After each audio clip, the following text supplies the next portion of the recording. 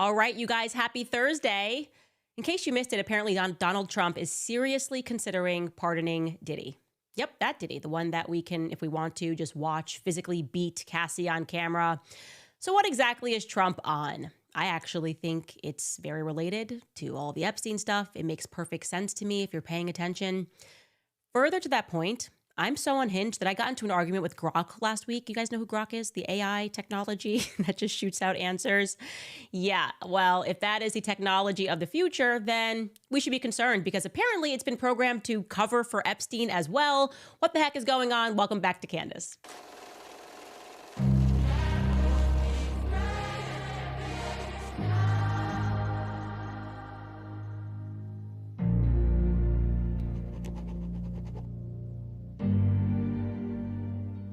So regarding President Trump, I think that maybe all of us were looking at the situation wrong. We were super concerned about a political assassination, but this seems to be some sort of a political suicide. This is clearly Trump threatening to jump off of the Golden Gate Bridge. And I think he needs his former friends and his supporters to try to rescue him. One of the things that I always really liked about Trump, because I want to remember that, I want to reflect on the Trumpy bear that I loved, was the fact that he never drank, he never tried any drugs. There was this innocence to him because of that. And one of those reasons, we know the reason that he didn't do that was because his older brother had died from alcohol abuse.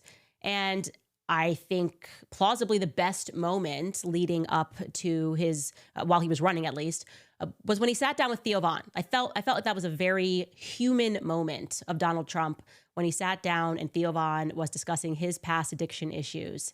Just to jog your memory, take a listen. But why do we allow How that did you get addicted? How did? No, I would just do cocaine. That was really, yeah. So not just, yeah. I love this. That's down and dirty, right? Yeah, and this is, I mean, it was, yeah. But you don't anymore? No, I don't do it anymore, man, and I'm not doing it. Is it too much? Too much to handle? Some of the stuff started to get a real rattle in it, too. I don't know where we were even getting it from in this country, but yeah, it started to make me feel like I was a mechanic or something. So the thing you go back to then is alcohol for the most part. Right, yeah, but what I want probably is cocaine, but I know that if I have a drink, then it'll be like, okay, well, I had a drink, then I can do this. Is cocaine a stronger oh, yeah. up? Yeah. Cocaine So will make you're way up with cocaine more than anything else you can think of. Cocaine will turn you into a damn owl, homie. You know what I'm saying? Yeah. You'll be out on your own porch, you know. Yeah. You'll be your own street lamp. You're freaking. And is that a good feeling? Well, No. it's a miserable feeling. But you do it anyway, just like the guy you're saying with the scotch. It's so good. See, you had to remember that how much we loved this Trump. There's an innocence there. Theo Von. I also love the way that Trump's like, that's down and dirty, right? That's down and dirty. And yeah, I would love to have Theo Von welcome President Trump back onto his podcast to question Trump about his own addictions, because it's unfortunate, but I think he is now just straight up snorting lines of Israel.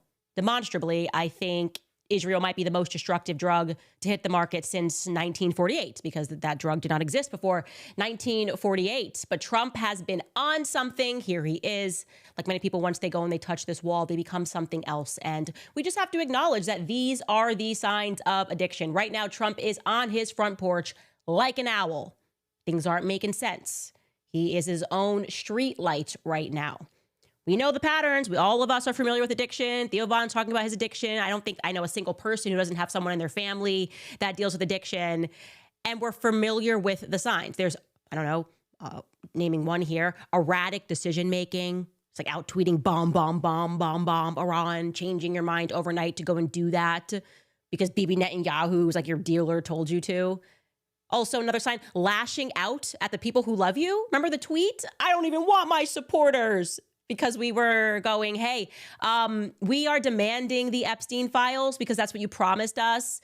And we expect you to show up and to actually do the things that you said you were going to do. We are expecting you to be responsible here. And instead he says, I don't love you anymore. Pull up that tweet. I don't remember what he called us, weaklings. He said, let these weaklings continue forward and do the Democrats' work. Don't even think about talking of our incredible and unprecedented success because I don't want their support anymore. Yeah, that's the sign. I don't want to be your family anymore. I'll just be out here on my own. Also, I would say a major sign is just straight up financial irresponsibility. Like when it comes to drug of Israel, spend it however. And also, you are not taking care of things that you should be taking care of because your priority is Israel. And we see that again. He tweeted this out. This is not a joke. Matt Walsh had the perfect response to it, but Donald Trump tweeted this. He tweeted, "Wow, Canada has just announced that it is backing statehood for Palestine. That will make it very hard for us to make a trade deal with them. Oh, Canada." Oh, I'm sorry. Canada is saying they're going to acknowledge Palestine as its own state, and Trump is saying that means we aren't going to do a deal with Canada. Somebody explain that to me very slowly, because I don't understand it. And neither did Matt Walsh. Matt Walsh had a perfect response. He said this is ridiculous. If a trade deal with Canada is beneficial to the American people, then it should go forward regardless of Canada's stance on Palestine. The benefit of the American people should be the guiding principle here. That's what I thought was happening. Like when we elect a president and we go to vote, and I thought when they go into the White House, they're supposed to represent our best interests. And I don't see how Canada acknowledging Palestine as its own nation would be harmful to American interests. In fact, quite the opposite. I think we shouldn't be punishing Canada. Maybe we should be punishing Israel for committing an open genocide, for starving people.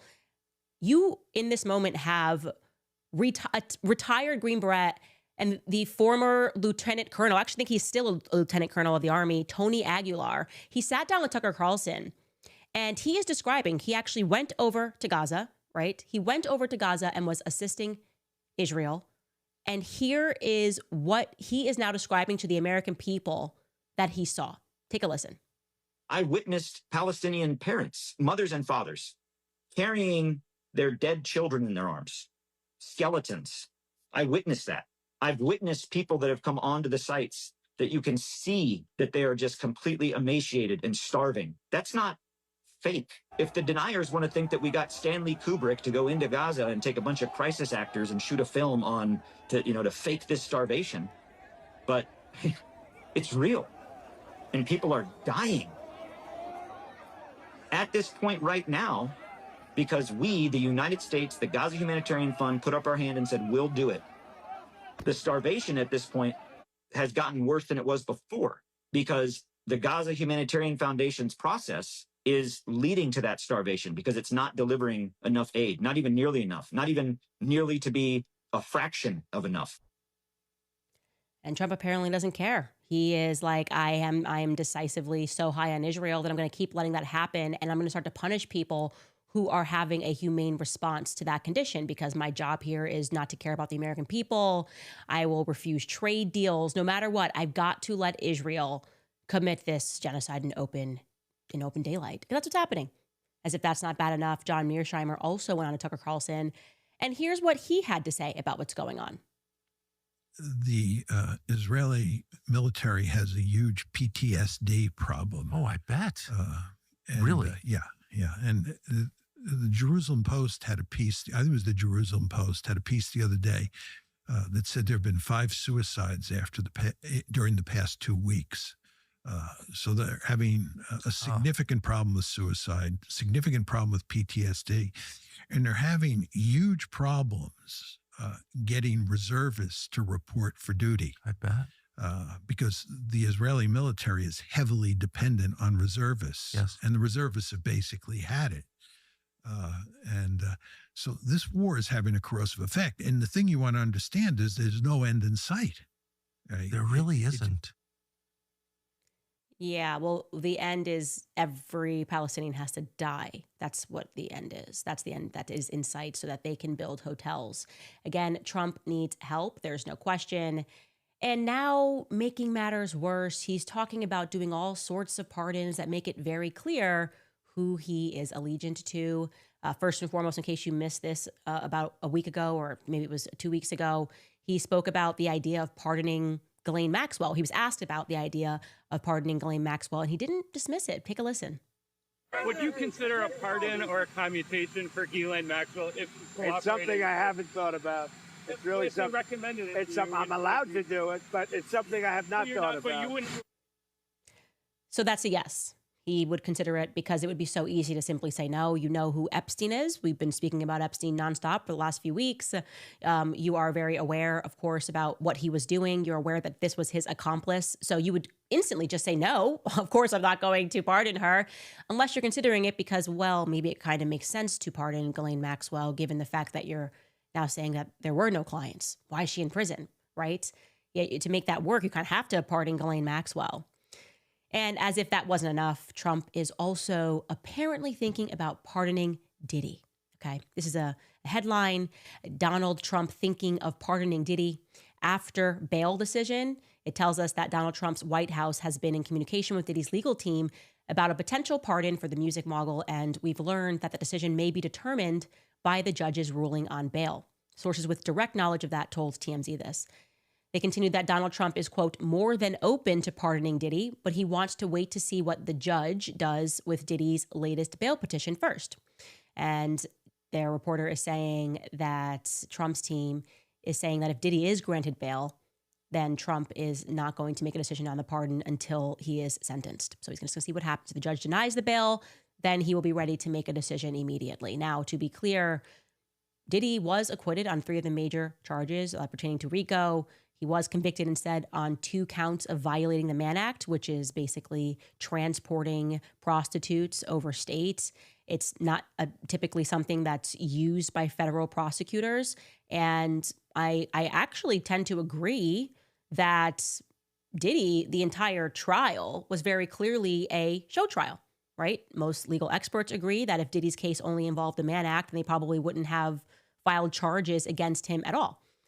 But the question is, why would Trump move to interject on a person that has clearly been involved in something very sinister? Why is their Department of Justice even thinking or weighing this case at all? I have an answer. In case you are wondering how Diddy and Epstein are connected, it's because both of these were 2 very sophisticated blackmail operations that were being run by the deep state. By the deep state, I mean the CIA and the Mossad, who have been working together since, they shot JFK. And by they, I'm referring to the CIA and LB Johnson was involved in this. The precursor to AIPAC was involved in this. Everybody knows what happened in this country, okay? It's so silly to call this a conspiracy theory anymore. And since then, I don't think there's a difference between the CIA and the Mossad, frankly. That's my position. And so these operations are alike. Because in order for the state, the deep state, to maintain control over the population, they have to be able to influence opinions. They have to be able to control all of us. There's more of us than there are of them, right? So they need to make sure that we don't get wise to what they've been up to, which means you have to control the athletes and the celebrities because they have influence. You have to control the politicians because they have the ability to vote on policy. And yeah, influence is the name of the game. That is the reason that they want to control celebrities. This is where Diddy comes into play, right? Diddy is hosting these parties. Everyone wants to go to a Diddy party. Everyone wants to go to Diddy's all-white party, whatever he was known for. You get into Hollywood, the first thing you want to do is have an invite, and there are cameras wired everywhere, and drugs are being passed around because they want to get you in a compromising situation. It's exactly what Epstein was doing. Majority of the time, he was doing this to the politicians and people that were in business. So he's running it that way. And then you have Diddy, who's taking care of Hollywood. It's the reason why, if you'll recall, I never covered the Diddy trial. I never thought the Diddy trial was worth covering because it was just so obviously a show trial. I knew it was a show trial because what Diddy was doing was a Fed operation. And the Fed, for whatever reason, whenever they investigate themselves, they find out they're not guilty of anything. There were so many signs leading up to this moment that it was the state putting on a show trial, okay? To jog your memory, the artist formerly known as Kanye West was the first when he was having a mental breakdown to signal to people that Diddy was a Fed. Remember this? He went on to Drink Champs. He was having a mental breakdown.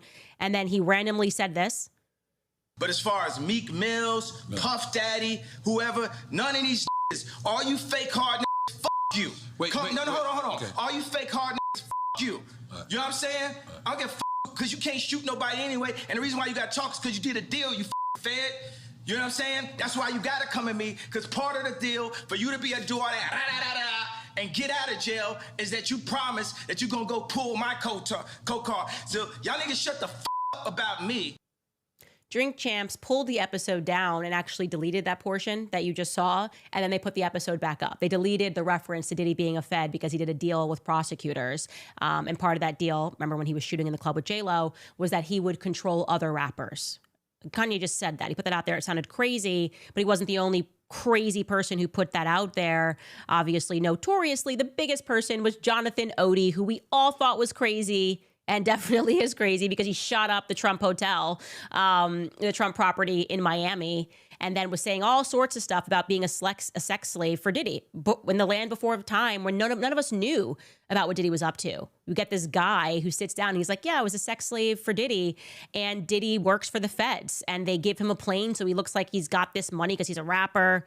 But actually what's happening is they're running drugs. Our government is getting drugs over the border on rapper planes. And then he said that Diddy was into weird stuff, like watching Cassie have sex with other people. Frankly, that's exactly what he said. He's like, I was the person and Diddy liked that. And everyone said he was crazy, myself included. I thought he was definitely crazy because what?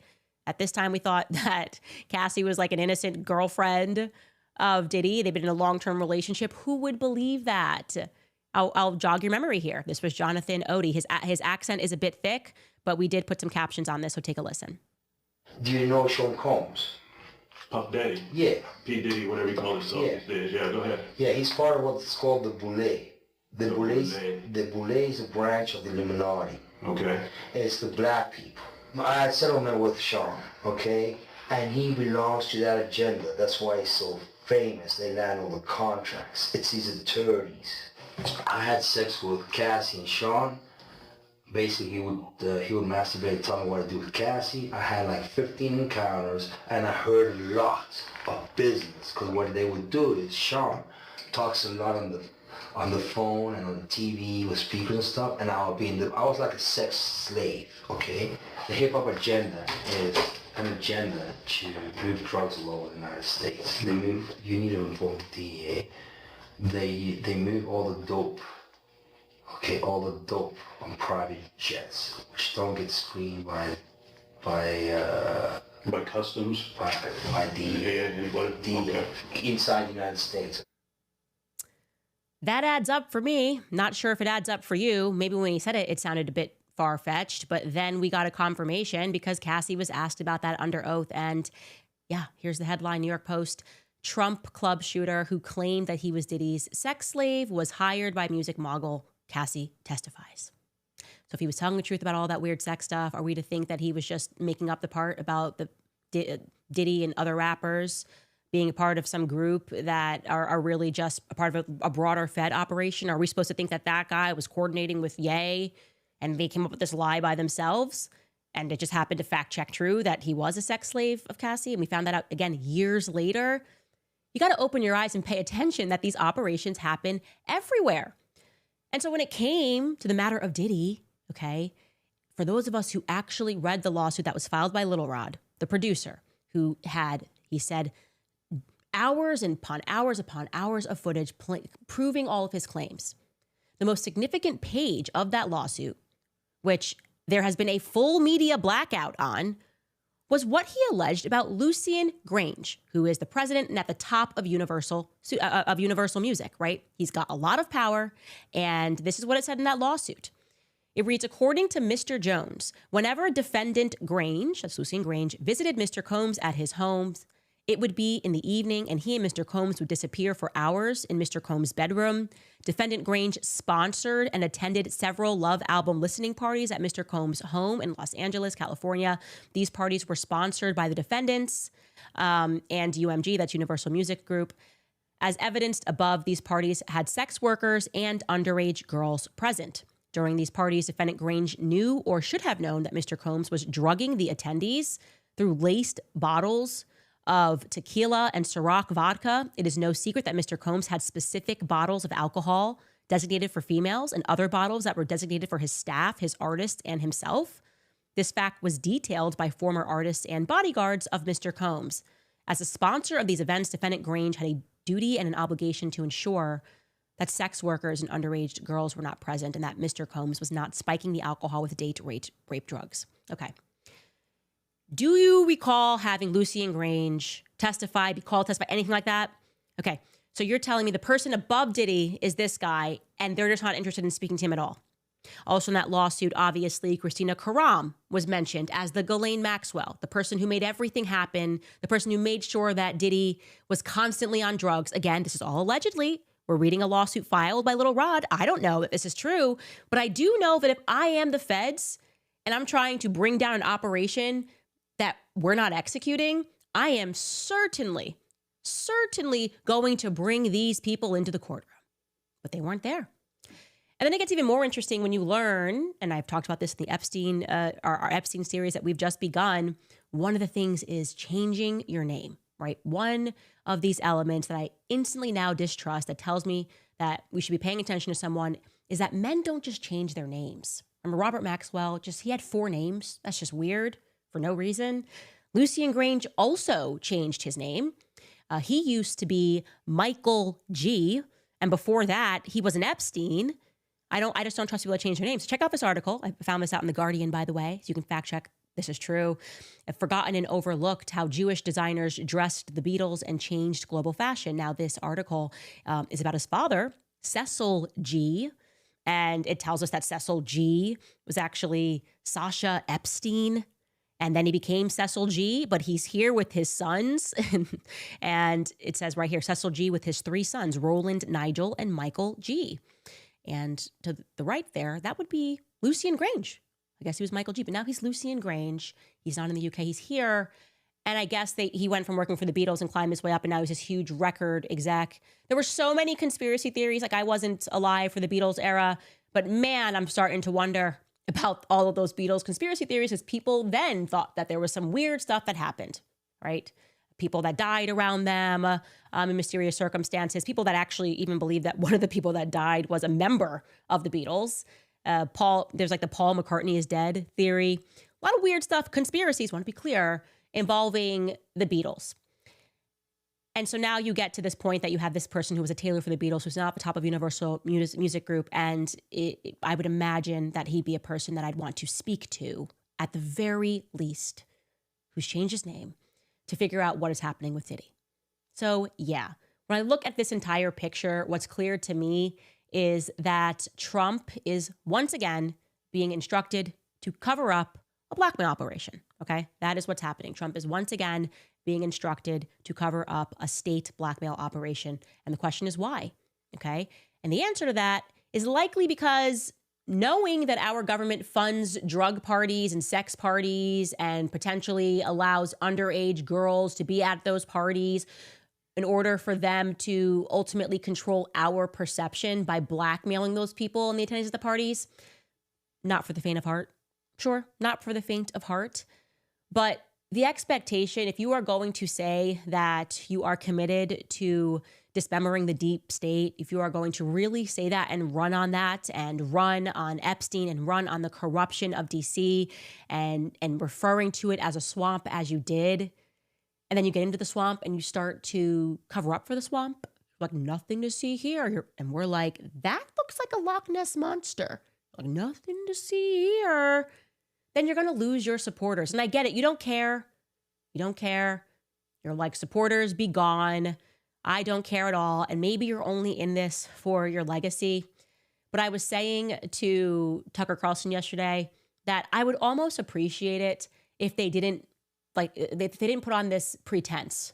I would almost appreciate it if they just said, we rule over you, haha, we have power, and there's absolutely nothing that you can do about it. That would feel more honest to me than pretending like they're trying to fix the system that's broken because they are the creeps that are running the system. I don't know. Do you guys agree with that? Do you guys agree that you'd rather just be told the truth? I'd rather them just laugh in our faces than to pretend that we're all stupid. Why are you still concerned with Epstein? All of that just feels so insulting to me. Anyways, a lot more that I want to tell you guys, particularly because connecting that dot is also recognizing this AI game and what's coming forward with this AI game. And I had this argument with Grok if you want to call it argument, back and forth with Grok that I think was incredibly revealing. And I feel like this is the next step, like the AI future. People want us to be investing in AI for the very same reason, is so that they can just lie to us about what happened yesterday. Before I get to that, let me get to some of our sponsors. Some of you guys may have heard about Riverbend Ranch. If you haven't heard about Riverbend Ranch, it is time that you did. Their beef has more flavor and tenderness than any beef that I've ever tasted. I've told you guys about this. The Angus herd at Riverbend Ranch are incredibly happy. It's not your average Angus cattle. 35 years ago, using ultrasound technology, the owner of Riverbend Ranch began scouring the nation to identify specific purebred Angus cows that genetically produce a much higher level of marbling and tenderness than normal Angus cattle. After over 30 years of careful selection and breeding, Riverbend Ranch developed beef that has notably superior flavor and tenderness. They take great pride in the humane treatment of their herd. The cattle spend their days in the lush mountain meadows of Idaho and Wyoming. They're raised without the use of any artificial growth hormones or antibiotics, of course, and they age their premium beef for 21 days. It is real American beef. It's born in America, raised in America, and processed in America. And the beef is shipped directly from their ranch to your home. There's no middleman. Man, you have to try it. You're gonna love it. I gave some to my team, and they absolutely loved it. It truly is. I think it's the best. It's the best meat, the best steak that I've ever had. Right now, if you use promo code Candace at checkout, you'll get $20 off your first order. And if you try it, you're going to want to keep going back. Trust me, you're going to be very impressed. So visit riverbendranch.com and use promo code Candace. Also remind you guys about Fatty 15, because I'm excited to share with you guys C15, which is from Fatty 15, which is the first emerging essential fatty acid to be discovered in more than 90 years. It's an incredible scientific breakthrough to support our long-term health, our wellness, and healthy aging. Based on over 100 studies, we now know that C15 strengthens our cells and is a key healthy aging nutrient, which helps slow biological aging at the cellular level. When our cells don't have enough C15, they become fragile, they age faster. Thankfully, Fatty 15 repairs age-related damage to your cells by protecting them from future breakdown. It also activates pathways in the body that help regulate our sleep and our cognitive health and naturally repair our natural repair mechanisms. Fatty 15 is a science-backed, award-winning, patented, 100% pure C15 supplement. It's free of flavors, allergens, and preservatives, and it's vegan-friendly. Fatty 15 has 3 times more cellular benefits from omega-3 or fish oil. It comes in a gorgeous, reusable glass bamboo jar, and it refills. You can get those refills shipped right to your door. Fatty 15 is on a mission to optimize your C15 levels to help support your long-term health and wellness, especially as you age. And you'll get an additional 15% off their 90-day subscription starter kit by going to fatty15.com/Candace. and using code Candace at checkout. That's fatty15.com/Candace. Use promo code Candace at checkout. Okay. So I want to tell you guys about this Grok thing because I have been just on it in terms of what is coming down the line. And the AI thing has always freaked me out. I don't care who's trying to sell it. I don't care if it's Elon Musk, if it's Sam Altman, if it's Mark Zuckerberg. AI is the future. Yeah, I believe it's the future. And it is going to represent the idiocracy. We're just barreling towards idiocracy. And I'm going to show you an example of that. And I promise, yes, a little unhinged, for me to have gotten into a little back and forth with Grok. But the point here is that I won and there is an actual lesson here. So we did this episode, as you know, on Robert Maxwell, looking into his history. And all of a sudden, all of the standard Zionist accounts started freaking out about this episode that we did last week, alleging that I made up the fact that Robert Maxwell was a relative. I said he was Robert Maxwell's cousin. I said Elie Wiesel, who was accused of making up that he was in the Holocaust, credibly accused because the person was a Holocaust survivor, and then they determined that he did not have a tattoo, was the cousin of Robert Maxwell. Kind of a big thing to know that, right? Once you realize Robert Maxwell was working for Israel, and we know consistently Israel's always using the Holocaust narrative to manipulate people to do one thing or the other, and that Robert Maxwell also took an interest, a stake in American textbooks right when, was it Macmillan Publishers? Macmillan Publishers, all of our textbooks were published. McGraw-Hill, that's correct, McGraw-Hill. And when you start to connect the dots there, you're going, wait a second. Okay, so Israel was very early on making sure that the next generation of people like me, would never question anything Israel did because of what we were learning about history. Yeah, not great that his cousin, since Robert Maxwell was a fraud, who stole the pension funds of hardworking people in the UK in order to give that money to Israel. What am I supposed to think about this guy who's being credibly accused of making up the fact that he was in the Holocaust, right? And so the Zionists started freaking out, being like, she's a liar. She made up this connection. And one of them had asked Grok, like, Grok, is this real? And Grok was like, there's no proof of this. And so I wanted to play this game with Grok to just demonstrate to people that Grok has been programmed to basically lie about history and to assume that in the future, nobody will have access to books, or maybe just not even have the attention span to read a book. Maybe that's what it is. He thinks that people don't read books. So take a look at this. Take a look at this tweet. I write, and this was to the Zionists really, the information that Robert Maxwell is a cousin of Elie Wiesel is quite literally from Robert Maxwell's authorized biography entitled Maxwell. It was written by Joe Haynes, a journalist who worked for Robert Maxwell's Mirror Group and went on to become the press secretary to UK Prime Minister Harold Wilson. This is why I say Grok and other AI are merely a step toward idiocracy. They assume no one reads books anymore, so they can lie and delete history with sweeping claims like, quote, there is no basis whatsoever. And that's what Grok said. He said, no, there is no basis whatsoever to the claim that Elie Wiesel is Robert Maxwell's cousin. He continued, extensive searches across reliable sources, including biographies and family histories, reveal no familial connection. Wiesel's roots are in Romania, Maxwell's are in Czechoslovakia, okay? So Grok is saying there's no basis, and he's crawled the biographies.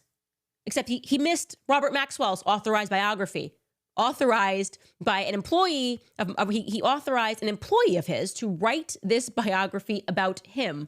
And that employee then went and spoke to everybody in Maxwell's family. And Robert Maxwell got to read and approve. That's what it means to have an approved biography. And Grok says, nothing to see here. But it gets worse. Because then you go, maybe he just made a mistake, okay? So I then challenge him. And I say, Grok, is Elie Wiesel mentioned in the authorized autobiography Maxwell by Joe Haynes? Grok replies, no.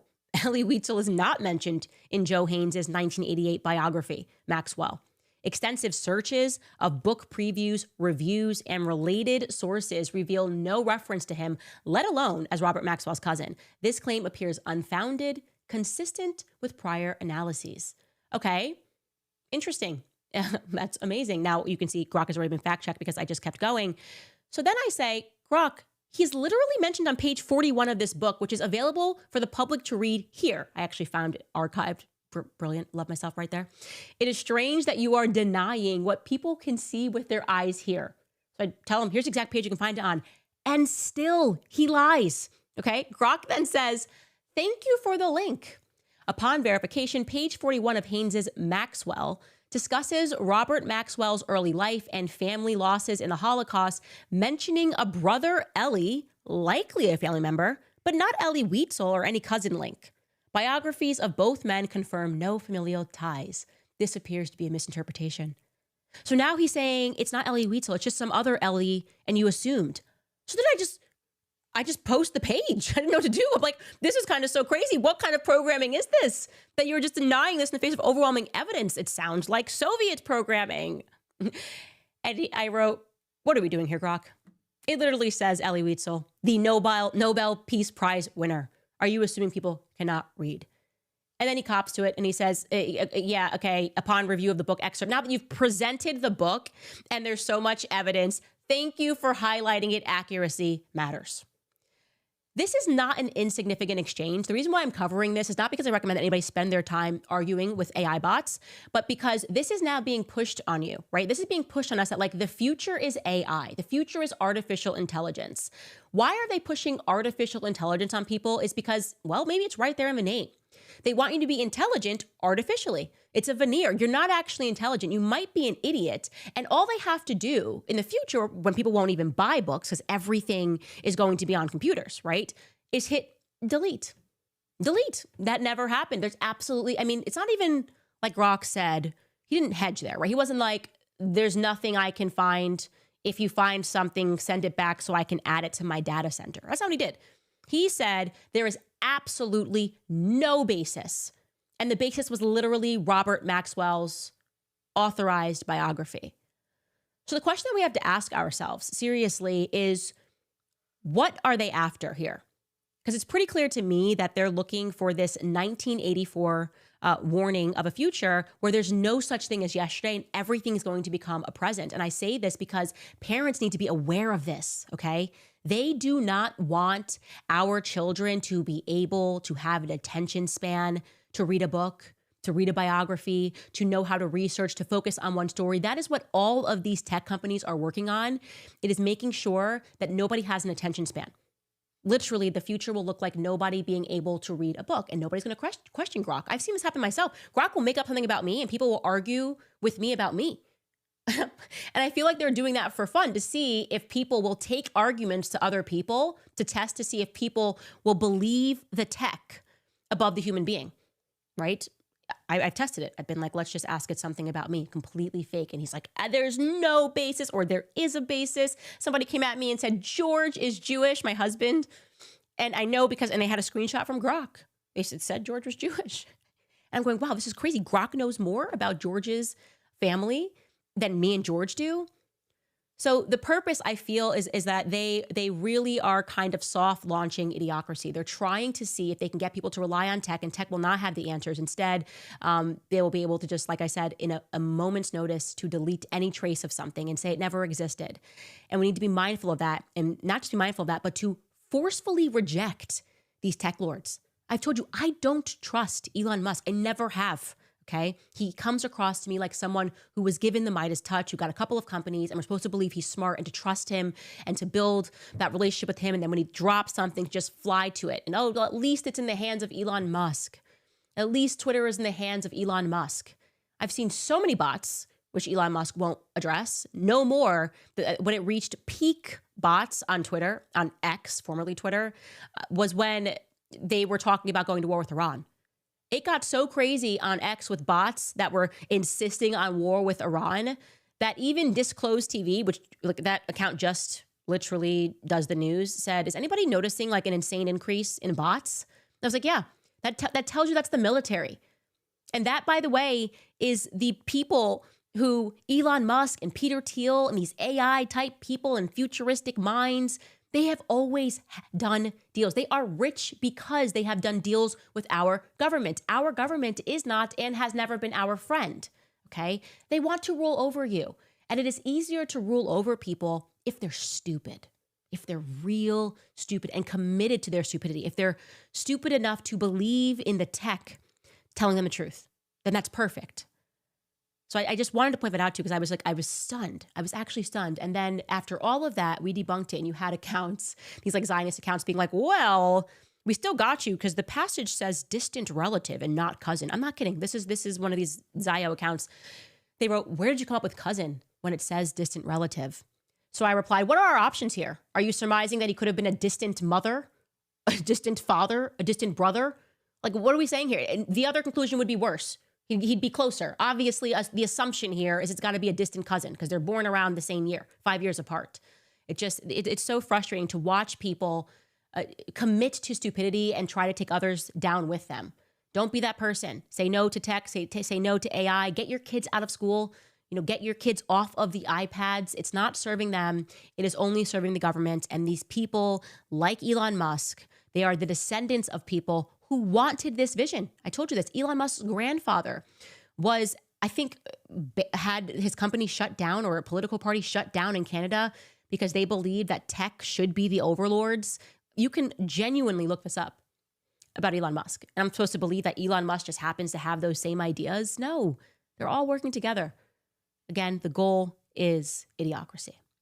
Anyways, I also want to tell you guys further to that point, Tucker Carlson's amazing because he is someone that genuinely is not online at all. And I went up to see him yesterday, had to bring the newborn baby. It was great. It's always fantastic to see someone who's just like in a cabin in the woods and not terminally online, who loves what he does, loves his family, and to be able to come together and speak about the issues in this world, like the common sense stuff, like the common sense, this is morally wrong, or this is good. This is a moral goodness or a moral badness.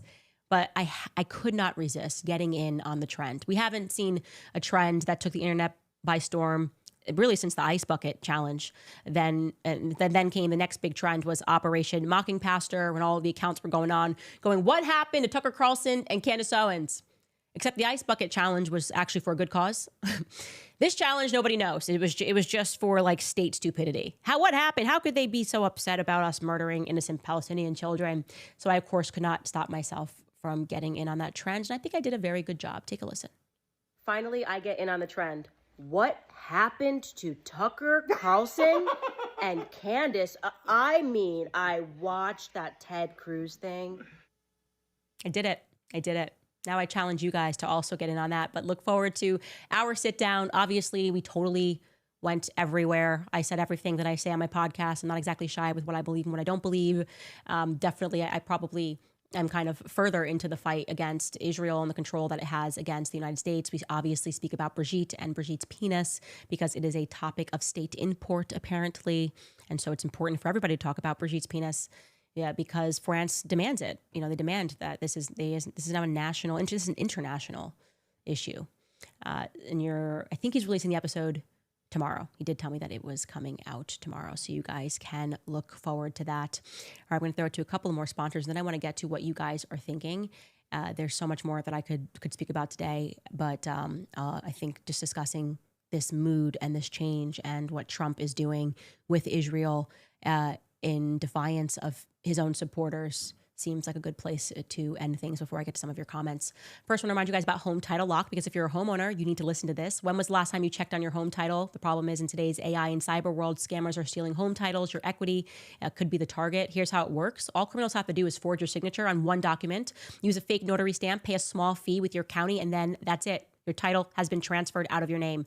Then they can take out loans using your equity or even sell your property. You won't even know that it's happened until you get a collection or foreclosure notice. That's crazy.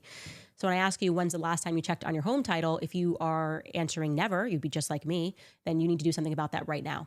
I partnered with Home Title Lock so that you can find out today if you're already a victim. You can use my promo code Candace at HomeTitleLock.com and you'll get a free title history report and a free trial of their $1 million triple lock protection. This protection will ensure 24/7 monitoring of your title, send urgent alerts to any changes, and if fraud does happen, they'll spend up to $1 million to fix it. So head to HomeTitleLock.com and use code Candace. That's HomeTitleLock.com, promo code Candace. All right, guys, also want to tell you a new Shot in the Dark episode is up. This time we're talking about the history of the pill. Dun, dun, dun. It is dark. Can't tell you guys how it's possible, but it does involve Nazi Germany. And of course, us getting over people. And because they had clever ideas and we wanted to push the pill. It is a very dark history. It involves Margaret Sanger, Planned Parenthood, of course. And you're definitely going to enjoy that. So get on that, women. Please say no to birth control, because the goal of birth control was to put us in this predicament that we are in right now, which is having a lot of women who are struggling to get pregnant, controlling the birth rates. Maybe we should stop trusting Big Pharma. I don't know. Am I the only person that recognizes that they're clearly evil? I don't know. Does it feel like they've been helping you? Does America feel healthier today than we were like during my grandpa's generation? My grandpa was born in 1940. Do you think that we're definitely healthier today? Look around you, especially America. Yeah, I think maybe something went sideways, and apparently RFK Jr. is not trying to correct anything. I don't know where he's at on so many things that he could easily get involved in, namely saying that people are no longer required to inject their children with poison to go to school. That would be like a good thing. But since he's not doing that, what's happening all across America is that they're trying to increase laws so parents don't have a right to claim religious exemption. That's a good thing, because on the good side of things, it means that parents are waking up. They realize their children are being poisoned. On the bad side, the flip side of that is that RFK Jr. is doing absolutely nothing about that. So is it just going to be allowed? Maybe at the end result will be more parents homeschooling. I'm going to homeschool my kids because that's what I think we have to do. I think we have to take control back over our children because the state wants their bodies in every regard. They want their minds, they want their bodies, and it's totally sick and sadistic. But let me stop telling you what I think. Let me get to some of your comments, because that's what I promised you that I was going to do. Okay, first up, who do we have? We have Jess. Jess writes, by luck, I was watching TV. Azteca Mexican News. And while reporting on this, Gaza, the U.S. networks don't report on it. I couldn't get myself to watch the entire report because it was too much. This is genocide. Why is the U.S. supporting it? Because Israel has controlled our foreign policy since they shot JFK. That's the answer, Jess. Marian Hyatt writes, thanks for mentioning Grange. I worked for his CFO at Universal Music in the UK back in the 2000s. Drugs in my drink and police bought off. It's the era of Bronfman, BTW. Allegedly, I'm going to say at the end of that. Very interesting comment, Marianne. I'm not surprised what goes on at these parties. But yeah, Diddy trial was a show trial, so you can ignore that. The feds never find the feds guilty. Not once have the feds ever found the feds guilty. When the feds investigate the feds, they always determine that the feds didn't do nothing.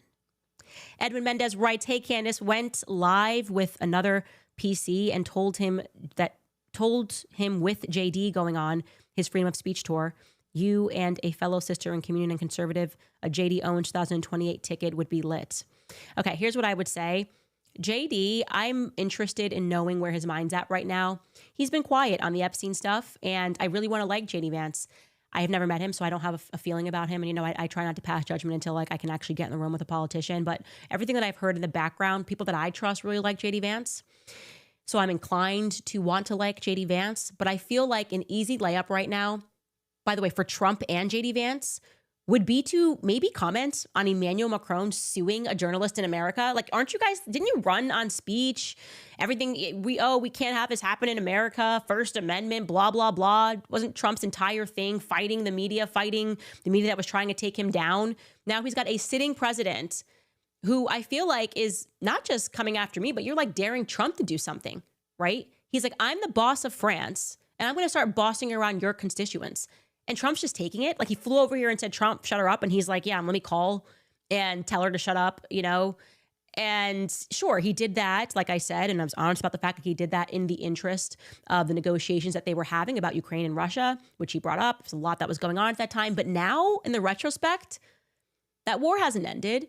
He flew and told you what to do. You did it. And now he's going after a journalist in the United States. And you're just going to take that? Like, somebody get Trump his mojo back. Like, say something, tweet something, tell him this is ridiculous. This is not acceptable. I don't know. Am I wrong for thinking that it's like crazy that JD Vance and Trump haven't commented on a sitting president of another country suing someone in the United States after, and by the way, we have evidence of this, after hiring a PR team going in the United States to control the narrative? Like, since when is a foreign nation allowed to do that other than Israel, AIPAC? Since when are they allowed to just hire PR teams and try to get somebody sued in our country without having to answer to the White House? Everything just feels so castrated right now. Everything just feels so castrated. Edwin, this is Edwin. I just commented. Haley writes, you have brought so much light to the world stage. At this point, with all the sinister interwoven corruption in our governments, other countries, genocide, pedophilia, and so on, what can the average person do to change this? Love that question, Haley. Here's the answer. The first thing you need to do is worry about what you can do in your own home. Okay. The problem is when you think about things so broadly, you become so overwhelmed. You're like, what can I do over here? I need to get involved. You can always control what happens in your household. I said this during COVID because I was day one against the vaccines, day one against what they were doing, never believed anything that was coming out of Big Pharma's mouth because I've been off that train since I was like 21. But you can control whether or not you give your child to a doctor and allow them to be vaccinated. You can control whether or not you homeschool your kids. Most people say, oh, I can't do that. That is such crap. I don't accept it anymore. Because my sister, who is very much on a middle-class budget, she's the one that made me homeschool my kids because I'm like, she figured it out. She just figured it out. She's like, I don't want my kids going through this. The ADL is in the classroom. He's 5 years old and he's already getting lectured about race and anti-Semitism. I don't want this for my kid. That's what my sister did. And so she said, how can I work from home? I'm going to have to get up earlier. Does she have to make sacrifices? Yes. My sister now gets up at 4:30 in the morning, okay? So that she can homeschool her kids, but she did it. And so I think recognizing that we can control our own household on a household-to-household basis first of saying, my bottom line is it's not going to happen in this house is what all of us can do. Like, that's the best way to revolt, is to start a revolution in your own home. Next up, Jane Doe writes, Candace, please look into the young whistleblower for AI who was suing Sam Altman. He knew something about AI. I think actually Tucker Carlson sat down with his mother, and people can watch that episode. Tucker looked into that. He's already done that. And you should watch Tucker Carlson episode sitting down with Suchir Bala. This person closes it by saying his family needs closure. Rebecca writes, your interview with Harvey was amazing. It was very emotional and just amazing that he got a chance to share his side. I love you and I admire all your work. Thank you so much, Rebecca, for saying that. Currently, the Zionists I'm actually kind of impressed with the stupidity that comes out of their mouths. They've clipped that interview, which you guys should watch. It is really good. I really do think that Harvey kind of arriving at the points that he did about himself and reflecting on how things went wrong. It's really powerful stuff. And I've told you why I got into this. I have 3 sons. Like, you can't just say you're immoral so you belong in prison. You have to commit a crime. When you're immoral, you can have to step down, right? We just learned this with the astronomer CEO. You've done something immoral, you've embarrassed the company, you've got to step down. You're abusing your power, you've got to step down. Matt Lauer, you're abusing your power, you've got to step down. But you don't get to just brand someone a rapist because of that, right? You don't get to do that. And it's a scary world. The Me Too world terrifies me as a mother to 3 sons. Don't care how you feel about Harvey. Doesn't matter. How do you feel about the justice system? That's the question. And people were moved by that interview. But of course, the Zionists right now are online. They pulled out a portion where I asked Harvey, who is allowing this to happen to you, right? Because this is crazy. And Harvey answers the question. I was like, did they want your publishing rights? Like, what's happened here? And they are now saying that I introduced those questions because I was trying to get Harvey to say, it's the Jews. Harvey is a Jew. It's the powerful Jews. Harvey was a powerful Jew. Why would I try to get Harvey to accuse himself of putting, like, it's the dumbest thing ever, but I appreciate the Zionists for these dumb takes because what they do is free PR for me. And so now people are going to watch it thinking that this really happened. And I was trying to get him to say, it's the powerful Hollywood Jews. Yes, I got him. I got the powerful Hollywood Jew. I made him say that he put himself in prison. Anyways, it really is a brilliant conversation. And, you know, I feel terrible for Harvey because no one should be in prison for something that they didn't do, period. And I hope that it's a wake-up call to people about our justice system. You can find that on YouTube. You can look it up. It's under our videos. I know you guys say that it's different. The live tab on YouTube, which is what we do our show live every day, is different from when we just drop a video that's pre-recorded. But we did have to pre-record this, obviously, because he is still in prison. A lot for us to learn, I think, truly. So if you're looking for something to watch tomorrow when we are off air, there you go. Tanya writes, thank you, Candace. I'm a loyal listener and I wanted to support your work. Thank you so much, Tanya. I appreciate that. And I appreciate all of you who are saying, Candace, start a GoFundMe. We will fund you with this lawsuit against Macron. I don't need to start a GoFundMe right now. And I, again, like I said, always want to give you guys something. I want you guys to sign up and support the website because you want the stuff that we've created. I want to be a creator and to not ask or beg for money unless I truly, truly, truly deeply feel that I need it. But I want this to go all the way.